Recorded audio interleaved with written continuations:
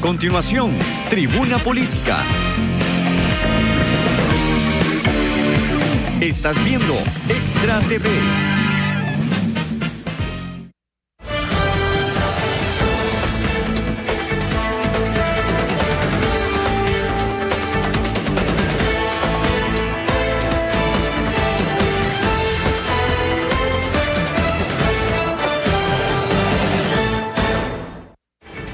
Muy buenos días, estamos en Tribuna Política. Isabel Espinosa les saluda y como cada mañana a partir de las 7 agradecemos su compañía y el seguimiento que nos hacen día a día con cada tema.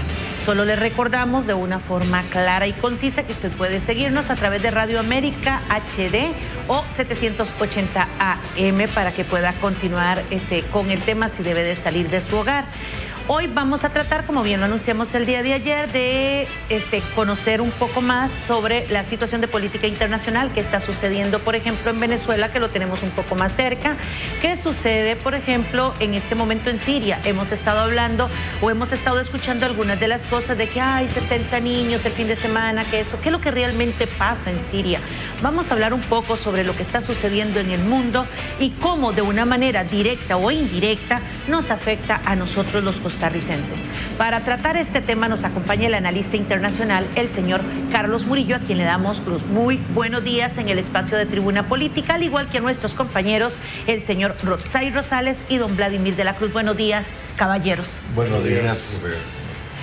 Don Carlos, ¿qué sucede en el mundo? ¿Cómo podemos nosotros visualizar, por ejemplo, las diferentes situaciones, tanto Venezuela? Por ejemplo, iniciemos con Venezuela, que es lo que tenemos más cerca. ¿Qué es lo que realmente sucede en Venezuela? ¿Cómo entenderlo nosotros?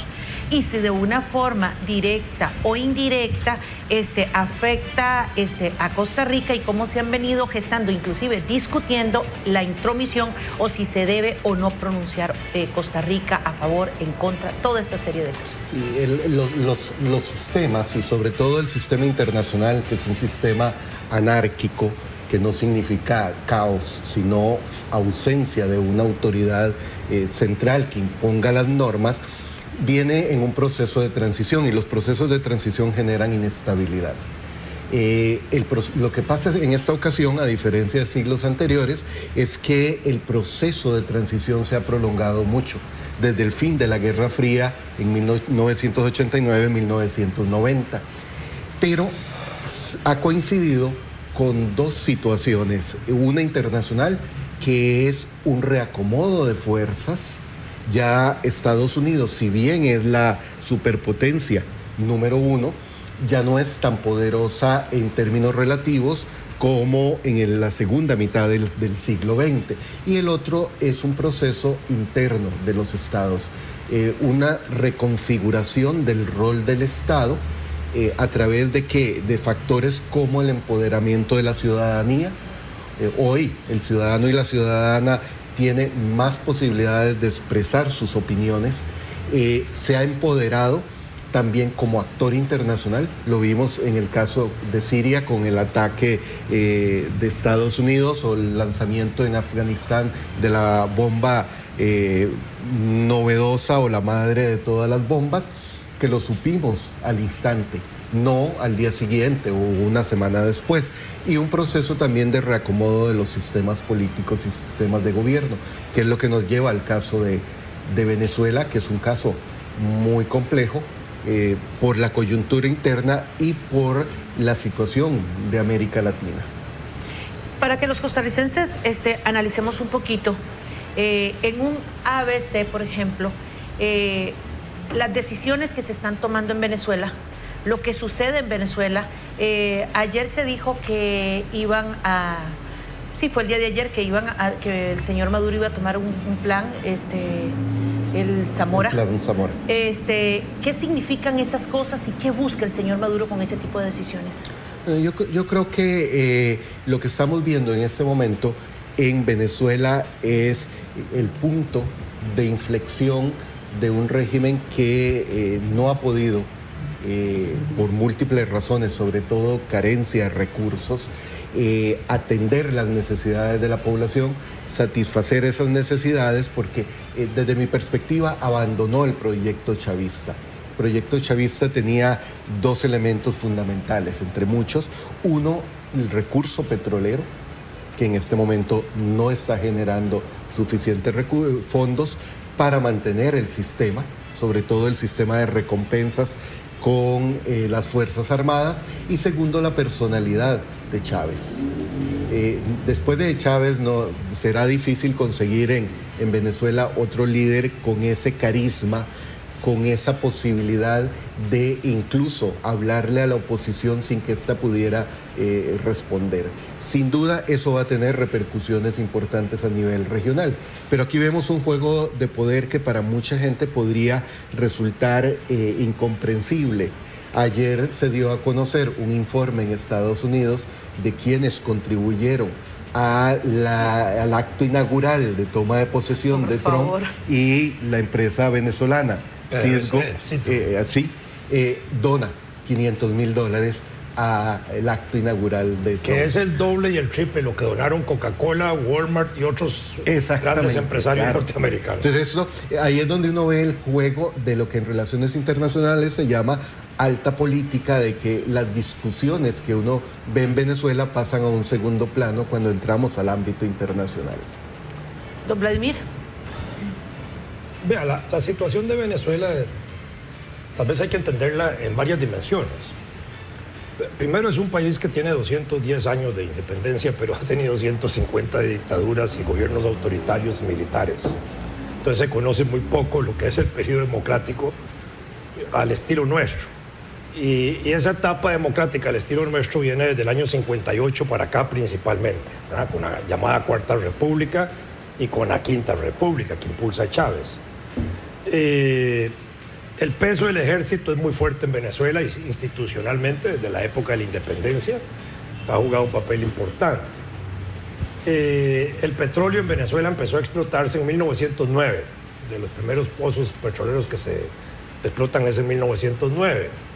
Es una de las potencias más importantes en reservas de petróleo mundial, también de gas. Hoy tiene incluso gas mundial más que Bolivia y otros países suramericanos y tiene reservas como para 150 o 160 años. Toda la cuenca del Orinoco es una cuenca riquísima en oro, en metales, tal. Allá hay empresas extractoras rusas sacando oro. Cuando yo fui embajadora ya estaban extrayendo los rusos el oro y empresas canadienses y gringas, y había un montón de empresas ahí. Entonces, allá hay una situación en que el petróleo fue como la columna vertebral del desarrollo de la economía venezolana. Y permitió, digamos, que no se desarrollara una economía interna fuerte, sino que todo se importaba. Y la producción nacional, a pesar de la riqueza de Venezuela en tierras, valles, sabanas, ríos, agua, todo eso es enorme, no hubo una producción autosuficiente. Solo el comercio de Colombia con Venezuela es casi de 14,000 millones al año en importaciones que paga Venezuela, ¿verdad? De manera que Colombia es un elemento estratégico para entender también la relación de economía, digamos, fronteriza con Venezuela, porque ahí viene mucha parte de los alimentos, y los conflictos como Colombia no son tan gratuitos ni tan fáciles de resolver porque dependen mucho de eso.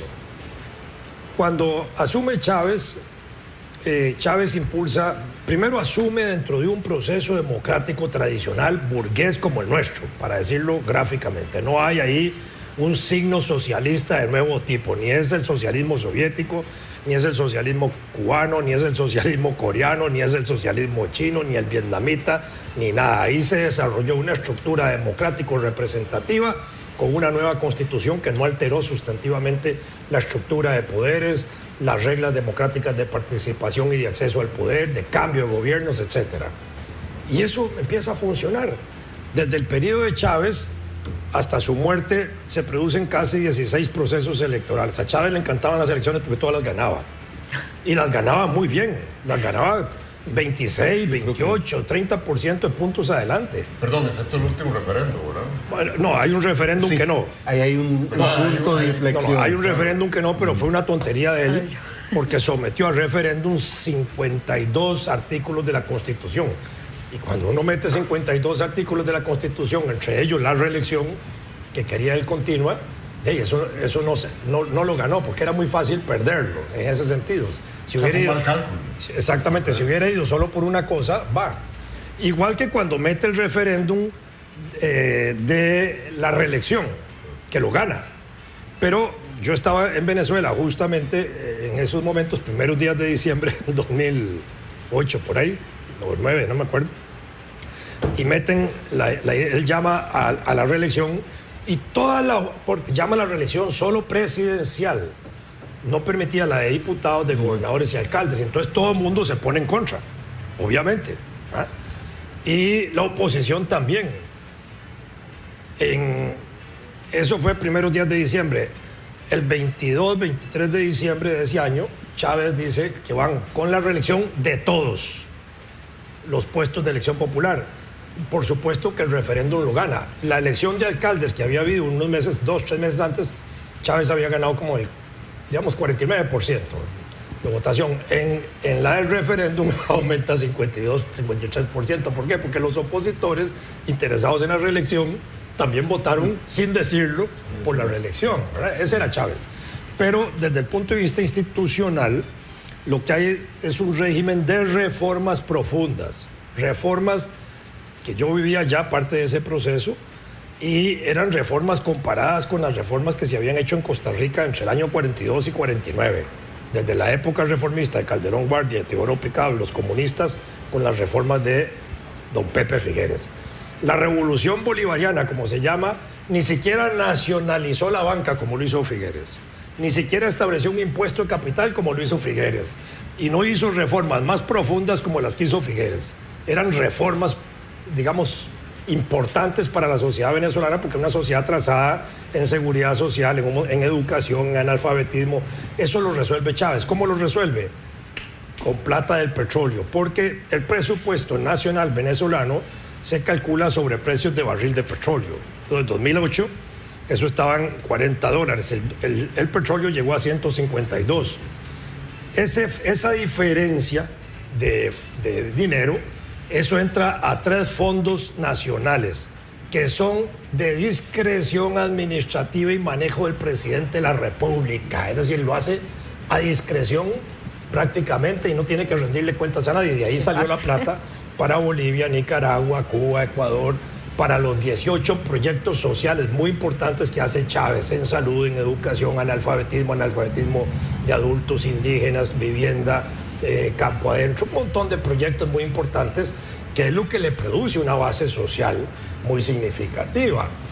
Eso porque tenía el auge del petróleo y tenía $100 y pico que le creaban un volumen de plata que podía destinarla a eso. Y la producción seguían comprando en el extranjero, pero empezaron a haber problemas con sectores opositores, obviamente. Entonces a los opositores no les daban dólares para la adquisición de materias primas, y entonces empezó a sabotear parte de la economía privada del sector empresarial venezolano, y eso, y ahí empezó también a crear los problemas ahora internos de abastecimiento.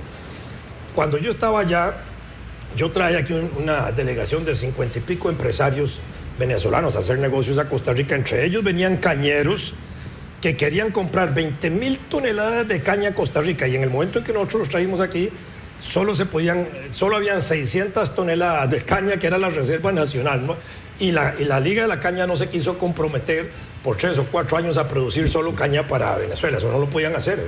Además, era peligroso, además, porque no había, digamos, una seguridad de pago en ese sentido.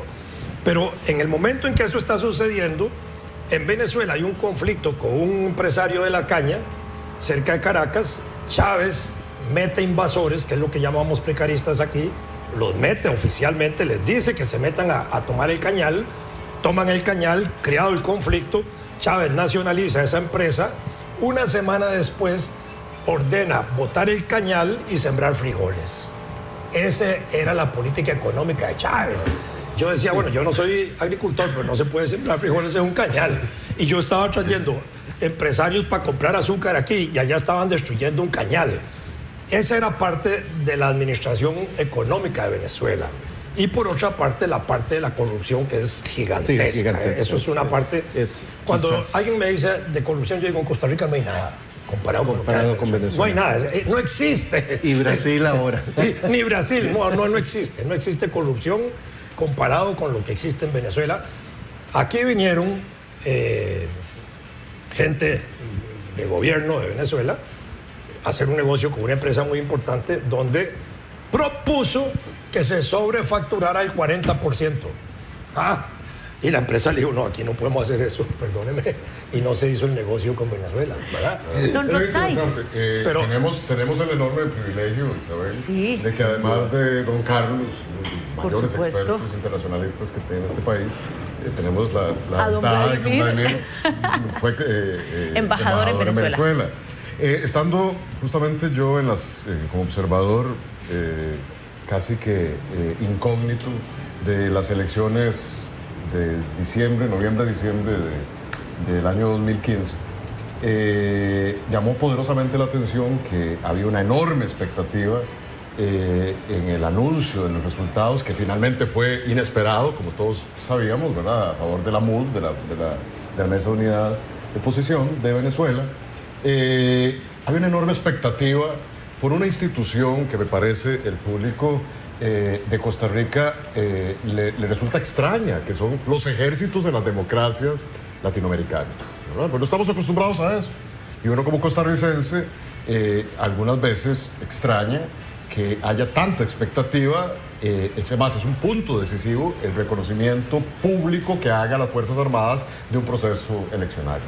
Entonces, a mí me interesa tal vez conocer la opinión de ustedes con respecto a ese, digamos, a cuánto representa el ejército hasta la fecha en Venezuela, tanto así que lo que me asalta a la mente como pregunta para los dos es cuánto representó el acto simbólico de hace 2 o 3 días, si mal no recuerdo, de apoyo explícito y hasta si quiere, uno ve las imágenes un poco grosero, de parte del ejército a favor de Maduro. ¿Cómo lo interpretan ustedes?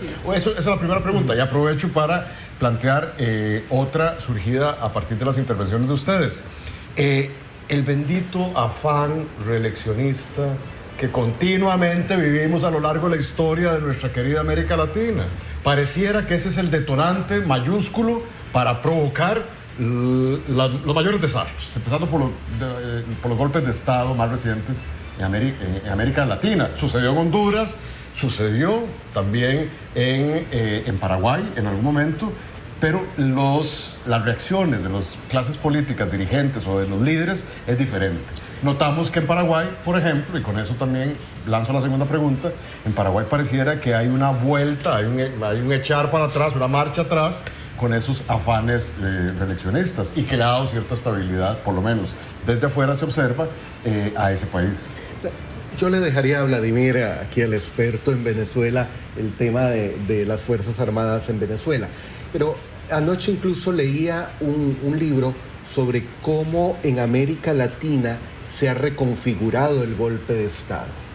O sea, ya no son los golpes de Estado del siglo XX que entraba un general de las Fuerzas Armadas a la casa presidencial y se llevaba al presidente, incluso uno de sus mismos compañeros de institución. No, se ha reconfigurado y hoy los golpes de Estado pueden ser incluso constitucionales, que ha sido un poco esa tendencia. Exactamente. Esa tendencia a modificar la Constitución a cualquier costo para permanecer en el poder.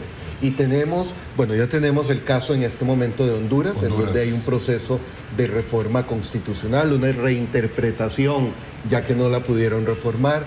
Está el caso de Paraguay, está el caso de Bolivia, en donde hubo un referéndum el año pasado, que la ciudadanía se pronuncia en contra de modificar la Constitución. Sin embargo, Evo Morales desconoce esa voluntad ciudadana y está iniciando un nuevo intento para reforma. Sin duda, en la historia de América Latina, Roxy, las Fuerzas Armadas han sido un factor clave. Ya estando o no en sus cuarteles, es decir, no teniendo una presencia activa, siempre es un factor al que hay que ver. Y me comentaban en el caso de Venezuela cómo Chávez tuvo que incrementar el sistema de recompensas que ya existía a favor de las Fuerzas Armadas, dedicándole no solo recursos monetarios, sino dándoles espacios en la toma de decisiones en el Ejecutivo para evitar que le dieran un golpe de Estado. Porque al fin y al cabo, el militar latinoamericano en cualquier país que llegue al poder sabe que su principal adversario está precisamente en los cuarteles, no en los partidos políticos. Claro. Y es un poco el caso de Paraguay, que resulta muy interesante porque persiste el bipartidismo bastante añejo. Antiguo, ya, claro. Y incluso se habla en esos términos, cosa que ya no lo vimos casi en el resto de América Latina. Cuando Chávez asume el poder y reforman la Constitución, también le dan un carácter diferente al ejército. Chávez hace del ejército, digamos teóricamente, un ejército vinculado al pueblo y un ejército, digamos, de características antirrepresivas, que no era represivo, ¿verdad?, sino que era hermano del pueblo, una representación del pueblo, digámoslo así. Después viene el proceso político en Venezuela, desde el 99 hasta el 2005. Ya en el 2005 se había deteriorado algunos aspectos político-electorales en relación del gobierno de Chávez con la oposición, y por obstáculos que ponen, la oposición decide, en el acto más estúpido e irracional que puede suceder en política, de no participar en el proceso electoral de diputados. Y en política no hay espacios vacíos. Si la oposición no participa, el gobierno de Chávez gana el 100% de los diputados desde el 2005 al 2010. Y hace lo que le da la gana. Entonces puede hacer un montón de reformas, etc.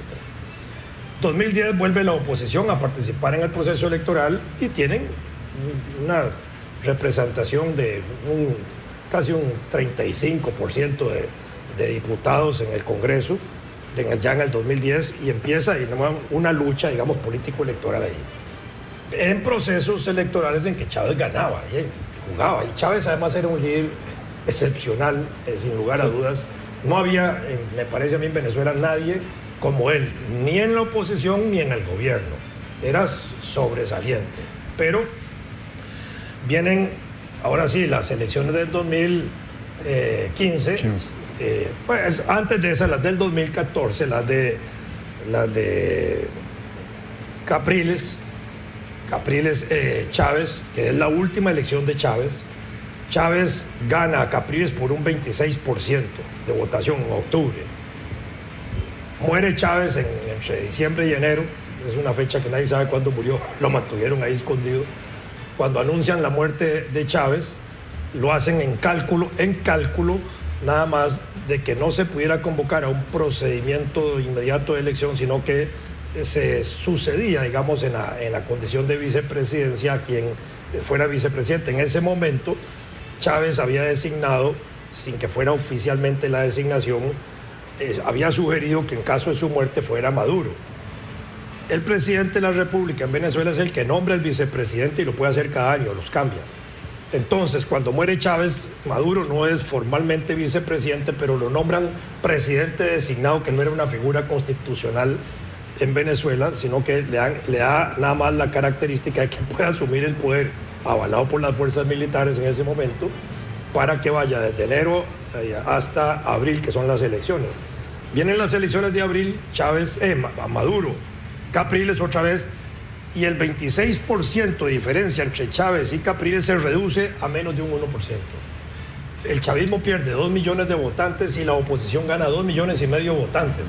Y ahí hay un cambio estructural de fuerzas. Incluso es una elección que en ese momento se cuestiona en términos de que la oposición la había ganado. Sin embargo, se sostiene eso. Aún seguían con una asamblea donde la representación parlamentaria opositora no llegaba al 40%.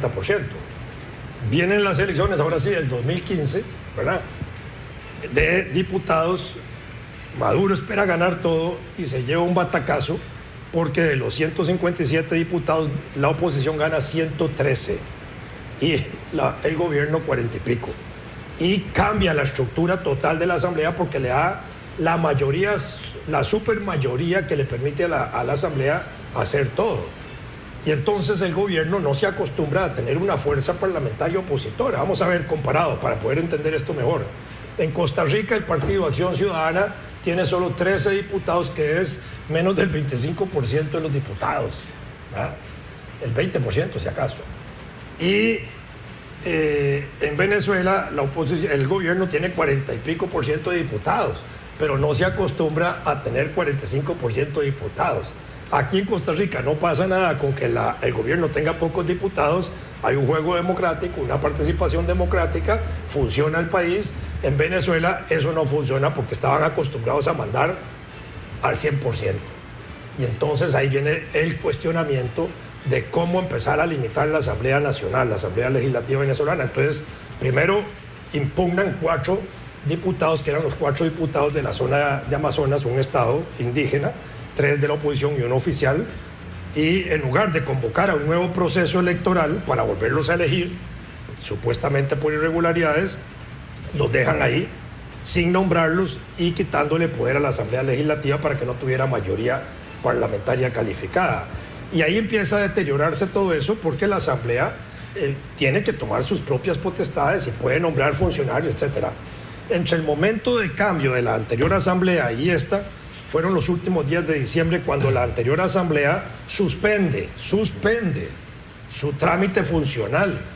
Pero como se dan cuenta que ha ganado la oposición, en los últimos días de diciembre de ese año 2015, hacen una trampa institucional de convocar a un comité de la Asamblea, no a toda la Asamblea Nacional, a una parte de la Asamblea que es como el directorio ampliado, digámoslo así, y nombran 14 magistrados que le tocaba elegir a la nueva Asamblea. Y el gobierno incluso hace renunciar a una magistrada que protesta, que era de gobierno, para poder elegirlos a todos.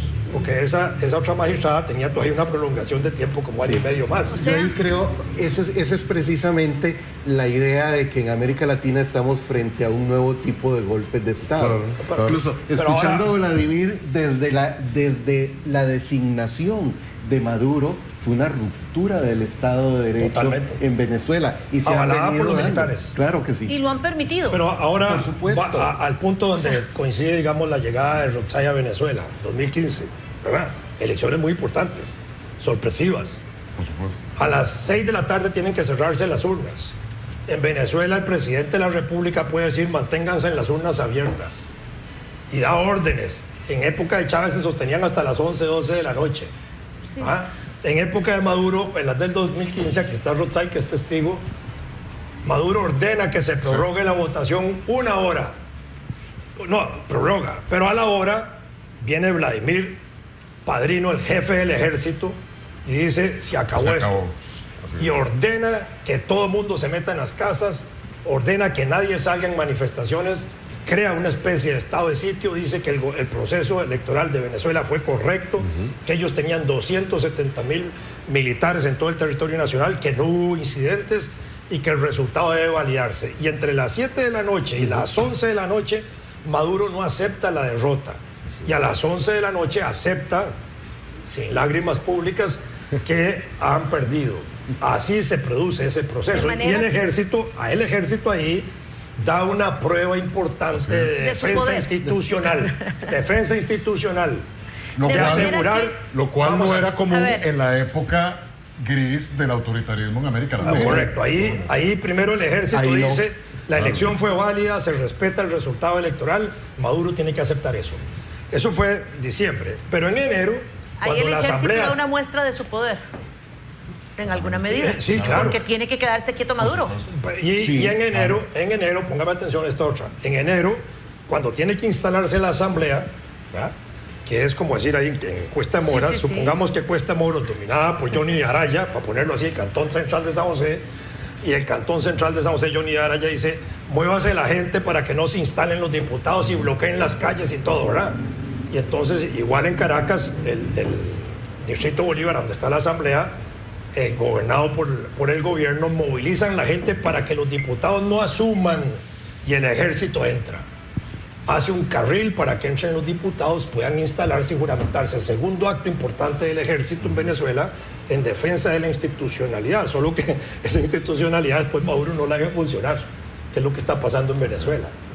Y es lo que ha pasado. Y igual, la última decisión de revertir la decisión de la Corte. Sí. En 2 días. En 2 días, de nuevo los militares están detrás. Por supuesto. Sí, claro. Y le dicen a Maduro, mire, no. Sí, claro. Entonces, el rol de las Fuerzas Armadas, eso significa que en el fondo el rol de las Fuerzas Armadas en América Latina no ha variado. Es la forma de manejar los hilos del poder en los países latinoamericanos, y hay que hacer la excepción de Costa Rica y Panamá, aunque me han dicho que no es tanto en el caso de Panamá, en donde los militares nunca regresaron a los cuarteles como se dijo en la década de 1990.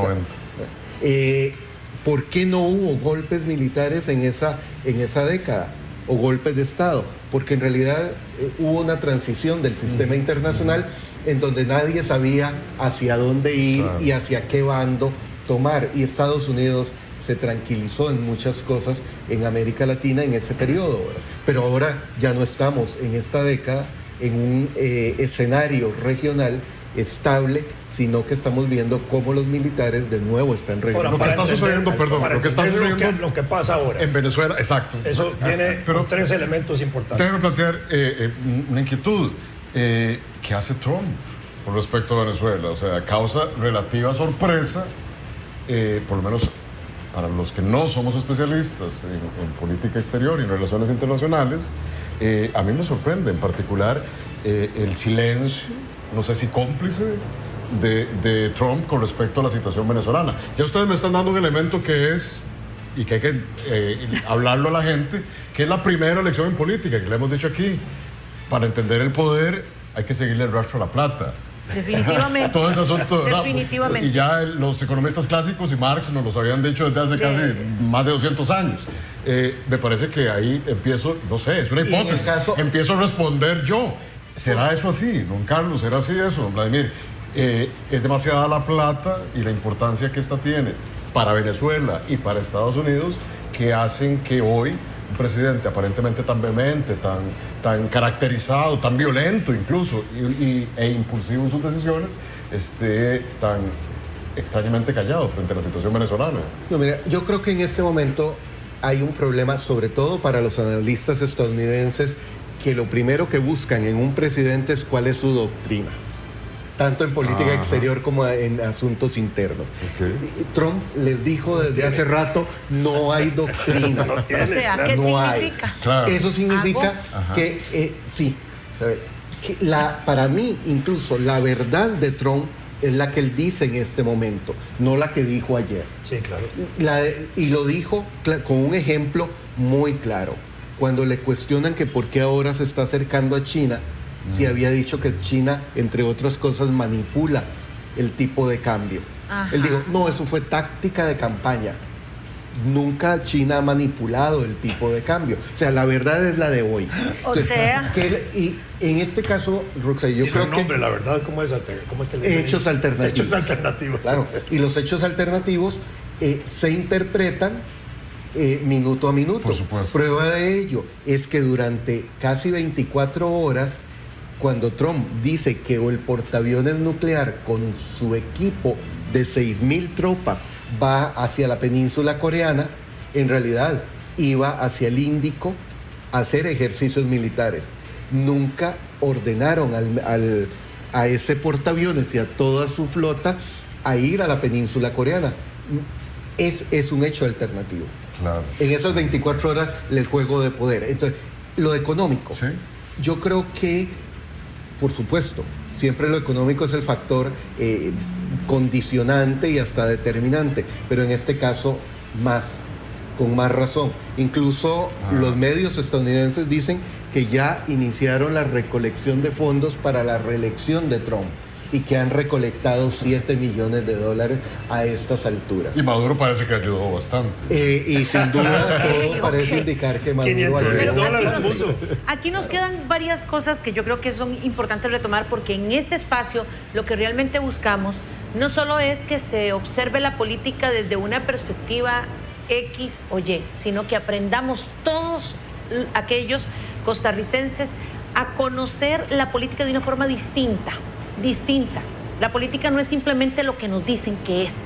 Número 1, seguirle el rastro al dinero para saber cómo va a funcionar las personas que están en el poder y de qué podemos esperar, ¿verdad? Número 2, tratar de comprender de que independientemente no todo aquel que ostenta el poder realmente lo tiene. Y eso me recuerda una campaña de muñecos que salió hace un tiempito atrás. Y tratar de conocer de que definitivamente cuando nosotros escuchamos hablar de intromisiones, y que yo quiero que estos caballeros por favor nos ayuden a nosotros a comprender, vemos a unos que se rasgaron las vestiduras y dijeron que sacaran hasta el embajador donde no había embajador en Venezuela de Costa Rica, y otros que dicen no, es que no nos tenemos que pronunciar, y otros que dicen no nos podemos quedar callados. ¿Cuál es la posición correcta ante un problema como este de un país como Costa Rica? Número 1. Número 2, respondemos esto y pasamos la página para ir a Siria, porque muchos de ustedes han preguntado el tema de Siria. Hacemos una pequeñísima pausa y venimos con las respuestas. Después de esto, yo creo que hay que aclarar algunas cositas de Venezuela para entender lo que está pasando hoy. Porque con lo que hemos explicado nadie entiende lo que está pasando hoy.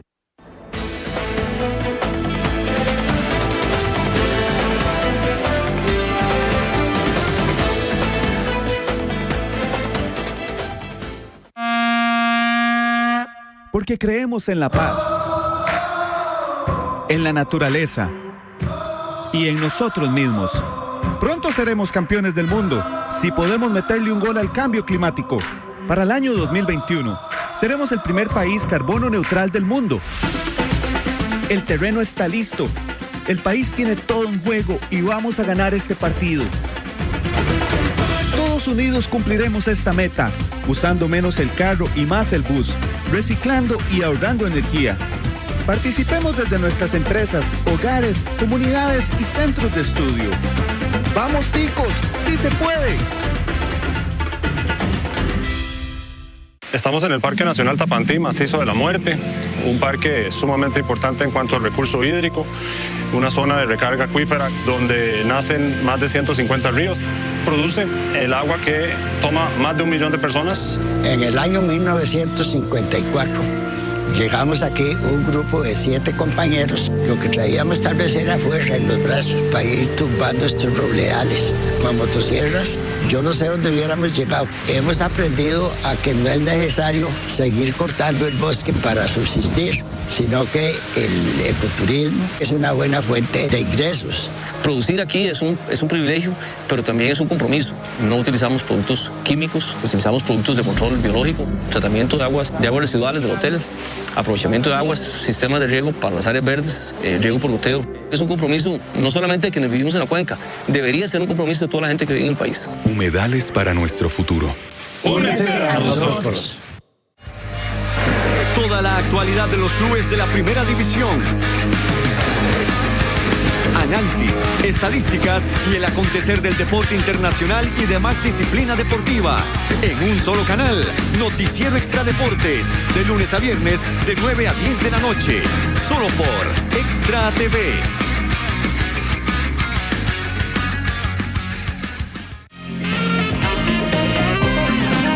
Estás viendo Tribuna Política. Más adelante, música.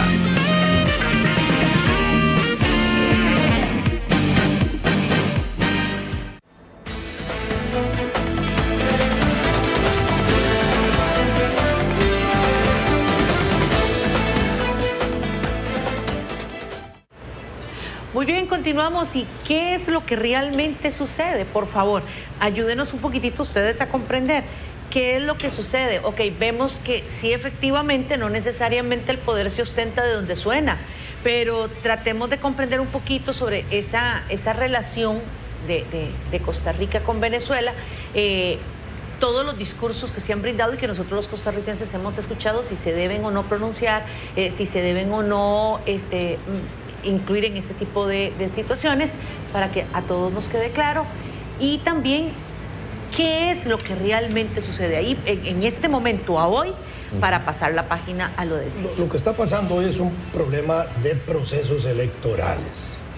no reconocer el triunfo de la oposición parlamentaria, es lo más importante. El problema. Segundo, que habían elecciones de gobernadores que no se hicieron, que hubo una solicitud de referéndum que no se acepta.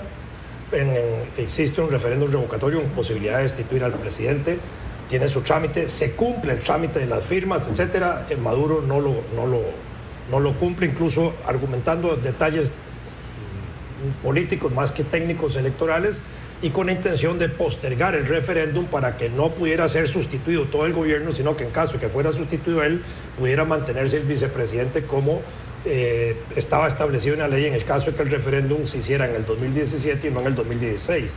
No ha convocado el referéndum. Segundo, las elecciones en Costa Rica, para empezar, para que la gente nos entienda mejor, el proceso electoral de febrero del 2018 tiene calendario. Sí, señor. Está establecido en la Constitución que el primer domingo de febrero se cambia el gobierno, ¿verdad? Se elige el nuevo gobierno. En Venezuela existe fecha para hacer elecciones de alcaldes, de gobernadores, de presidente, etcétera. Allá no se cumple. Entonces, fechas de gobernadores. El año pasado el gobierno no convoca elecciones a través del aparato electoral porque sabe que las pierde, igual que como perdió la Asamblea Nacional. Tampoco hace el referéndum, vienen las elecciones de gobernadores este año, no han querido publicar el calendario electoral de este año. Aquí en Costa Rica, desde el 1 de enero de este año, 2017, ya está todo el calendario hasta el 2018, donde todos los partidos, todos los ciudadanos saben paso a paso lo que hay que hacer y las reglas están fijas, claras, inmutables, nadie las puede alterar. En Venezuela eso no es posible. Y entonces la presión es por hacer los 3 procesos electorales, y la oposición incluso ha incorporado la tesis de que vayan a elecciones totales. Presidente, diputados, todo. No lo quiere hacer el gobierno.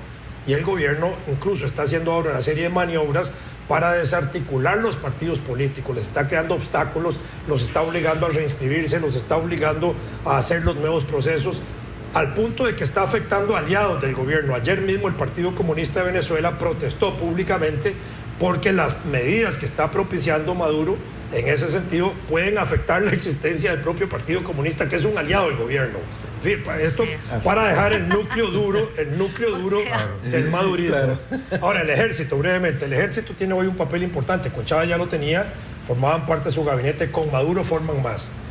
Ocupan más o menos un 60% de los cargos ministeriales y tienen cerca de 3.465, creo que era, o 67 miembros en juntas directivas de las instituciones del Estado. Hoy el ejército tiene un papel muy importante en la vida institucional venezolana. Maduro les ha creado cooperativas, les desarrolló un banco, les desarrolló una serie de políticas de vivienda, les aumentó este año un 50% de salarios al sector laboral del país, incluido el sector privado, los obliga cuando aumenta salarios en un 40% este año, y una parte se aplica desde el 1 de mayo, Día Internacional de Trabajadores, y normalmente la otra parte se aplica un mes antes de elecciones. En este caso no la están aplicando, 40%. Es una política así. Entonces el clientelismo en Venezuela es de una manera inimaginable, para decirlo también.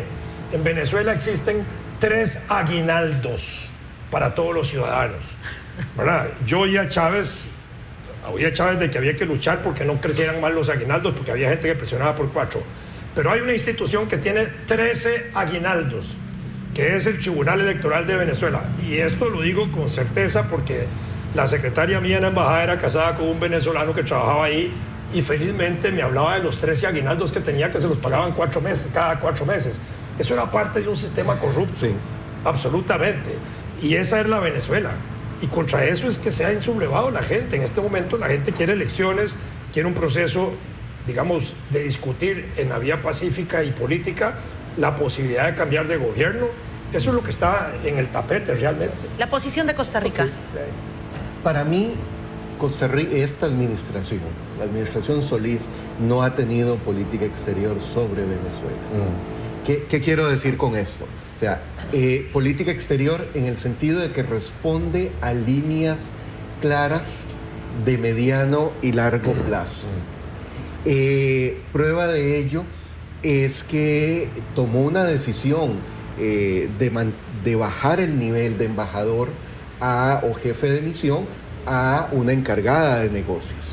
Incluso cuando lo de la decisión del Tribunal de Justicia en contra de la Asamblea Legislativa en Venezuela o del Congreso, yo fui uno que inicialmente dije hay que retirar al embajador, porque ya me había olvidado que esa decisión fue de hace un par de años y que no dijeron nada que iba a pasar.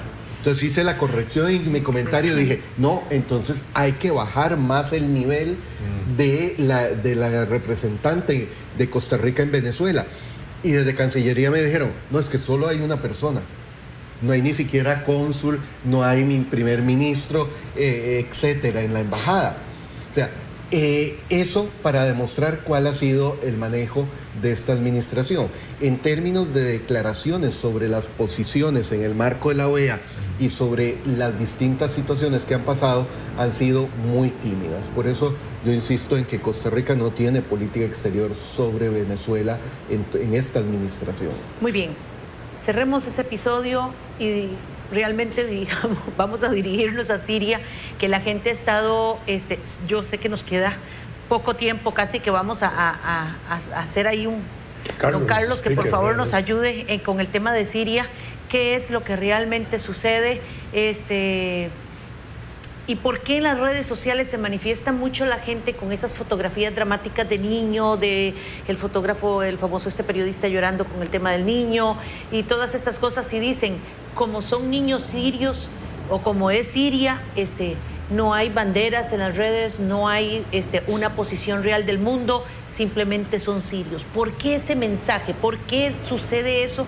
¿Y por qué esa forma de verse la situación de Siria? ¿Puede responder, don Carlos, por favor, a la pregunta de Isabel? Pero también me deja una inquietud las intervenciones anteriores de ustedes. Pareciera que también, y analógicamente lo que sucede en Venezuela, hay un problema de repartición de poder y de recursos, ¿verdad? En este momento me parece que, como también hay que seguirle el rastro de la plata, hay que distribuir, porque quien queda fuera en esa repartición de poder siempre va a buscar cómo acceder de manera violenta o de manera legal. En el caso de Siria, perdón, siempre se ha hablado de el lugar geoestratégico vital que ocupa Siria por situación histórica y geográfica, pero pareciera que hoy la repartición de ese botín, que antes estaba mejor distribuida, comillas, entre las potencias coloniales como Inglaterra, Francia, etcétera, hoy parece un juego básicamente de dos o escasamente tres, ¿verdad? Rusia y Estados Unidos abiertamente, pero por allá quizás también empiecen a asomar otros de manera más tímida, como en China. Sí. ¿Se está repartiendo ese botín de manera más o menos equitativa o es producto de esa poca equidad que se está dando la situación en Siria? O sea, Carlos. lo que estamos viendo es una distribución del poder. O sea, así como no hay vacío en política, claro, no hay ninguna relación humana en donde no haya poder. Claro. Incluso en la relación entre amigos hay poder. Y nunca la distribución del poder es equitativa. Siempre alguien tiene más poder que el otro. Porque el poder no es solo tener recursos, es cómo utilizar los recursos. El fenómeno del poder es muy interesante. Que el problema de Siria, a diferencia de Venezuela, que como lo vimos antes es más doméstico, en el caso de Siria hay que verlo en 4 niveles. Primero, el nivel internacional. O sea, estamos en este momento, como decía al inicio, en una coyuntura muy similar a la de inicios del siglo pasado, que en términos de relaciones internacionales es previa a una guerra sistémica o tercera guerra mundial. El problema, a diferencia de Corea, de la península coreana y de otros puntos álgidos, es que el Medio Oriente es una posición geopolítica y geoestratégica fundamental. Y empecemos por el lado sencillo. China decidió restablecer la ruta de la seda. Y la ruta de la seda pasa por Siria para poder llegar a Europa, porque no se puede hacer... Exactamente, no se puede hacer por Rusia por cuestiones de topografía. Segundo, Rusia ha tomado la decisión de restablecer la hegemonía que tuvo en el pasado en dos periodos, en el periodo zarista y en el periodo soviético. Entonces Putin se considera el auténtico ruso que debe convertir a Rusia en el hegemón mundial. Pedro el Grande recargado. Recargado con estilo soviético en donde se formó Putin. Claro. Y Estados Unidos, que se dio cuenta que estaba perdiendo terreno en el Medio Oriente y decide regresar. Y eso nos llevaría todo un análisis de un buen rato. En el segundo nivel, el nivel regional, el referéndum de Turquía para pasar de un sistema o república parlamentaria a una república presidencialista no es un asunto interno, es un asunto regional, porque eso empodera a Erdogan y viene a restablecer la idea del Imperio Otomano. Tan regional que quiere establecer la pena de muerte y otras medidas que son contrarias a la Unión Europea. Y está el problema de admisión de Turquía en la Unión Europea. Pero ahí tenemos también a Irán, Arabia Saudita y a Israel, que no les conviene que se desacomode el asunto. Entonces, Siria históricamente ha sido la posición geopolítica clave en el Medio Oriente. A nivel nacional, el tercer nivel, es una lucha de poder entre una minoría representada por el Assad, pero una minoría muy pequeña que ha gobernado Siria desde hace décadas. Y ahí no tenemos que hablar de elecciones ni de procesos electorales, esta serie de cosas. Y el cuarto nivel es en realidad el nivel de la división étnica, religiosa que hay en Siria y que en alguna medida fue creada primero por esa lucha entre el Imperio Persa y el Imperio Otomano, en segundo lugar por las potencias europeas cuando ingresan al Medio Oriente y en tercer lugar la lucha del siglo pasado entre Estados Unidos y la Unión Soviética. Y a esto se agrega los grupos militares o político-militares, desde los regulares hasta los terroristas. No, definitivamente creo que vamos a tener que retomar el tema sirio para que nos quede a todos muy claro. Don Carlos sale del país mañana, así es que no podemos darle seguimiento mañana, pero cuando regrese vamos a agendar con él para poder abarcar y entender todos realmente la realidad del mundo, ¿verdad? Lamentablemente el tiempo se nos ha ido. Don Carlos, muchísimas gracias. Don Vladimir, don Rodzai, infinitas gracias. A ustedes les invitamos para que mañana a las 7 de la mañana continúen con nosotros. Que la pasen muy bien.